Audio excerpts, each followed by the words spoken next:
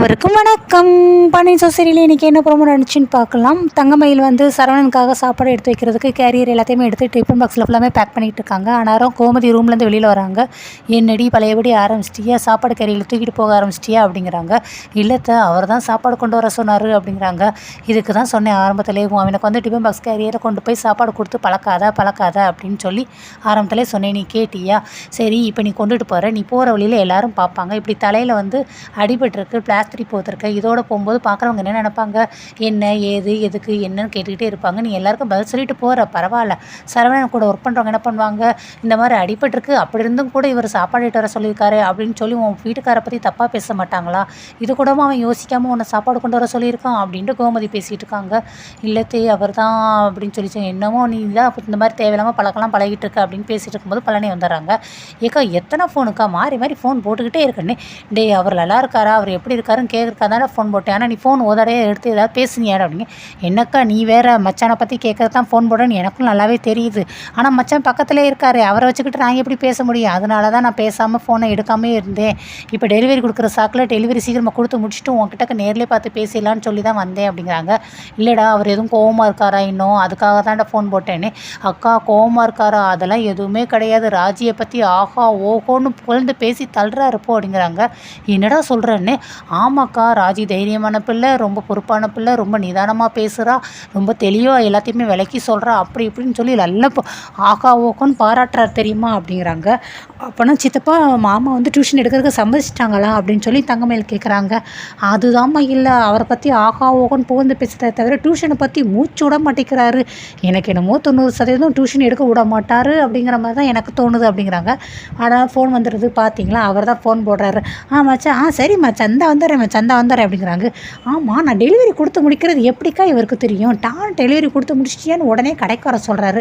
சரிக்கா, அவர் ஃபோன் மேலே ஃபோன் போட்டுக்கிட்டே இருப்பார், நான் கிளம்புறேன் அப்படின்ட்டு அவங்க கிளம்புறாங்க. சித்தப்பா ஒரு நிமிஷம், என்னம்மா தங்கமயில் அப்படின்னு கேட்குறாங்க. இல்லை, நீங்கள் அவருடைய ஆஃபீஸை கடந்து தானே போவீங்க, போகிற வழியில் அவர்கிட்ட இந்த சாப்பாடை கொடுத்துட்றீங்களா அப்படிங்கிறாங்க.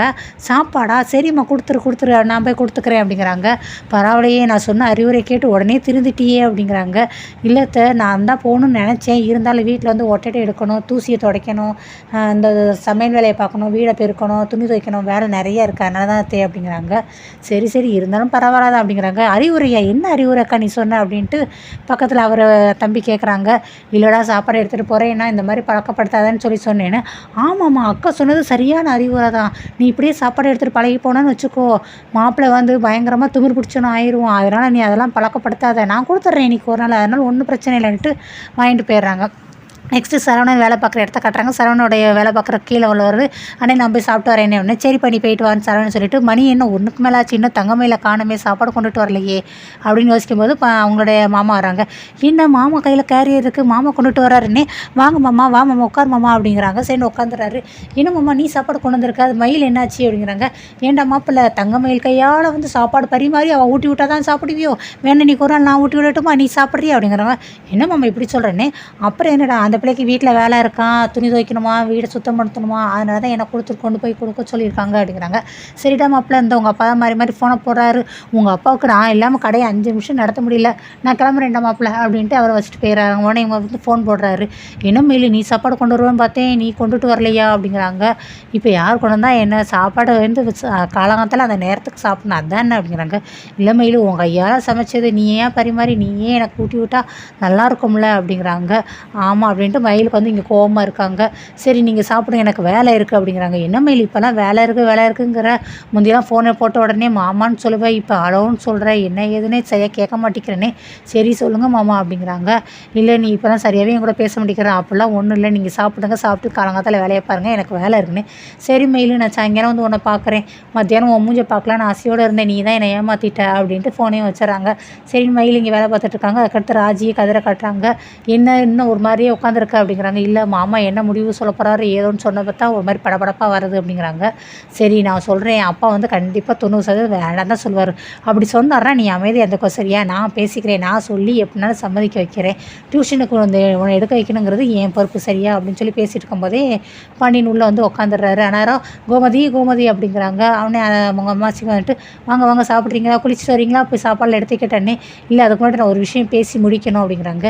எந்த விஷயமா இருந்தால் என்னங்க, சாப்பிட்டுக்கிட்டே பேசலாம்ல அப்படிங்கிறாங்க. மீனா பக்கத்தில் இருக்காங்க. இல்லை அத்தை, மாமா வந்து ஒரு விஷயம் பேசணுங்கிறாங்க, அந்த வேண்டிய விஷயத்த இப்பயே பேசி முடிச்சுருட்டுமேனே. ஐயோ நீ வேறு பேசாமல் இருடி, அப்புறம் அவர் பேச ஆரம்பித்தாருன்னா யாருமே சாப்பிட முடியாத அளவுக்கு ஆகி போயிடும், அந்த நிலமை மாறிடும் அப்படிங்கிறாங்க. அடுத்து ராஜி எங்கள் அப்பான்னு மீனா கேட்குறாங்க. அவள் உள்ளே இருக்க மாமாங்க. ராஜி ராஜி அப்படின்னு சொல்லி பாண்டியன் கூப்பிட்றாரு. உடனே சரி வான்ட்டு வர்றாங்க. மாமா கூப்பிட்டீங்களா மாமா அப்படிங்கிறாங்க. இல்லைப்பா ராஜி, நீ டியூஷன் விஷயமா பேசுகிறதுக்கு தான் கூப்பிட்டேனே. சரி மாமா, நான் பேசுனதெல்லாம் தப்பு தான், நான் தெரியாமல் பேசிட்டேன், நான் தப்பாக பேசியிருந்தேன், என்னை மன்னிச்சிருங்க அப்படின்னு. என்னப்பா நீ மன்னிப்பு கேட்குறியா? அதெல்லாம் ஒன்றும் வேண்டாம், நான் முதல் பேசி முடிச்சுக்கிறேன், அதுக்கப்புறம் நீ மன்னிப்பு கேட்கணுமோ இல்லை என்ன பேசணுமோ அதுக்கப்புறம் நீ அதை பேசிக்கோ அப்படிங்கிறாங்க. நான் வந்து ஆம்பளையால் மட்டும்தான் வேலைக்கு போகணும், பொம்பளையாலாம் வேலைக்கு போகக்கூடாதுன்னு அப்படிப்பட்ட கேரக்டரில் நான் கிடையாதுப்பா. எல்லோரும் வேலைக்கு போனால் எல்லாம் நல்லா இருக்குங்கிறது என்னோடய அபிப்பிராயம். ஸோ நீ பேசின விதம், நீ சொன்ன நிதானம் எல்லாமே மாமாவுக்கு ரொம்ப வந்து யோசிக்க தோணுச்சு. ஸோ நீ வந்து உன் இஷ்டத்துக்கு நீ வந்து டியூஷன் எடுப்பா. இந்த உலகத்தில் வந்து கல்வி எடுக்கிறது வந்து ரொம்ப ரொம்ப முக்கியமானது. கல்வி சொல்லிக் கொடுக்குறதுக்கு ஒரு இந்த பரம்பரைக்கே புண்ணியத்தை சேர்த்து வைக்கிற மாதிரி. ஆனால் நம்ம பரம்பரைக்கு நீ புண்ணியத்தை சேர்த்து வை, நீ டியூஷன் எடுப்பா ஆசைப்பட்டு. ஆனால் அதுக்குன்னு ஒரு சில கண்டிஷன் இருக்குப்பா அப்படிங்கிறாங்க. டியூஷன் எடுன்னு சொன்னதை கேட்டுட்டு எல்லாருக்கும் ரொம்ப சந்தோஷம். எல்லாருக்கும் ஜூம் பண்ணி எல்லாருக்கும் முகத்துலேயும் அவ்வளோ பிரைட்னஸ் இருக்குது. ஸோ ஆனால் அதுக்கடுத்து அவர் பழனி சொல்கிறார், அதான் மச்சான் ஏதாவது ஒரு ட்விஸ்ட்டு வச்சு தானே அதுக்கு சம்மதிப்பாருனே. இல்லைப்பா நீ டியூஷன் எடுக்கலாம் தான், அதுக்காக பெரிய ரொம்ப தூரத்துலாம் போய் எடுக்கணும், வீட்டுக்கு டயத்துக்கு வரக்கூடாது, லேட்டாக வந்துக்கலாம், எப்போனாலும் வரலாம், அந்த மாதிரிலாம் கிடையாது. டயத்துக்கு வீட்டுக்கு வரணும், டயத்தில் உன் படிப்பையும் பார்க்கணும், நீயும் படிக்கணும்ல, அது முக்கியம்ல, உன் உடம்பையும் பார்த்துக்கணும்னே. இல்லை மாமா அதெல்லாம் செய்ய மாட்டேன், இந்த ஒரு இடம் மட்டும் எனக்கு எடுத்தாலே போதும் அப்படிங்கிறாங்க. ஆமாப்பா, அதுக்குன்னு வீட்டுக்கு வந்து எல்லோரும் வந்து டியூஷன் எடுக்கலாம் அப்படிலாம் கிடையாது. வீட்டுக்குலாம் எல்லோரும் வருவாங்க, அப்புறம் ஏற்ற வீட்டில் இருக்கிறவங்க அப்பா என்னத்தையாவது பேசுவான், அது எதுக்கு நம்ம இடம் கொடுக்கணும், அதெல்லாம் தேவையில்லை. அப்புறம் நீ டியூஷன் லைஃப் லாங்காக எடுக்கணும் அப்படிலாம் கிடையாது. நீ டியூஷன் படித்து உன் படிப்பு வரைக்கும் நீ எடு, படித்து முடிச்சக்கப்புறம் உன் படிப்புக்கு என்ன வேலையோ அதுக்கேற்ற வேலையை நீ நல்ல வேலையாக போய் பாரு, நம்ம மீனா மாதிரி கவர்மெண்ட் வேலைக்கு கூட நீ போப்பா அப்படிங்கிறாங்க. உடனே மீனா சந்தோஷப்பட்டு, மாமா அவள் என்னை விட பெரிய உயர் பதவிக்கெலாம் போவேன்னு சொல்லிட்டு இருக்கானே. அப்படியே அப்போ நல்லதானப்பா ராஜி, நீ மீனை விட பெரிய படிப்புக்கு போ, நீ மீனா சும்மா இருக்காதப்போ, அடுத்து நீ பரீட்சை எழுதி பெரிய படிப்புக்கு போ, திருப்பி ராஜி பரீட்சை எழுதிட்டு பெரிய படிப்பு போ, இப்படியே 2 பேரும் மாறி பெரிய பெரிய படிப்பு படித்து பெரிய வேலைக்கு போங்க, நம்ம குடும்பத்துக்கு கௌரவம் தானப்பா அப்படின்னு சொல்லி சந்தோஷப்படுறாரு. அப்பா மச்சான் இப்போ தான் ரொம்ப நல்ல நிதானமாக நல்ல முடிவு எடுத்திருக்காரு அப்படின்னு சொல்லி எல்லாருமே ரொம்ப சந்தோஷமாக இருக்காங்க. எல்லாருமே சரி நான் போய் குளிச்சுட்டு வரேன்ப்பா அப்படின்ட்டு எந்திச்சு கிளம்புறாங்க. உடனே மயிலை பார்க்கவும், ஏன்ப்பா மயில் நீ என்னமோ படிச்சிருக்கியேன்னு.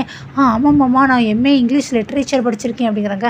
அப்புறம் என்னப்பா இவ்வளோ பெரிய படிப்பு படிச்சு நீ எதுக்கு வீட்டை சும்மா இருக்க போகிற, நீ ஏதாவது பரீட்சை எழுதி நீ ஏதாவது வேலைக்கு போனால் போப்பா, அதான் இங்கிலீஷ் பேப்பர் தமிழ் பேப்பர் வாங்கி போடுறேன், அதுலேருந்து எதுவும் வேலை இருந்துச்சு வச்சுச்சின்னா அதை பார்த்து எதனாலும் போப்பா, உன்னோட விருப்பம் தான், எல்லோரும் வேலைக்கு போனீங்கன்னா ரொம்ப நல்ல விஷயம் தானே அப்படின்னு சொல்கிறாங்க. உடனே மயிலுக்கு ஐயோ நம்மளுக்கு நம்மளே ஆப்பு வச்சுக்கிட்டோமே அப்படின்ட்டு மயில் ரொம்ப ஷாக் ஆகுறாங்க.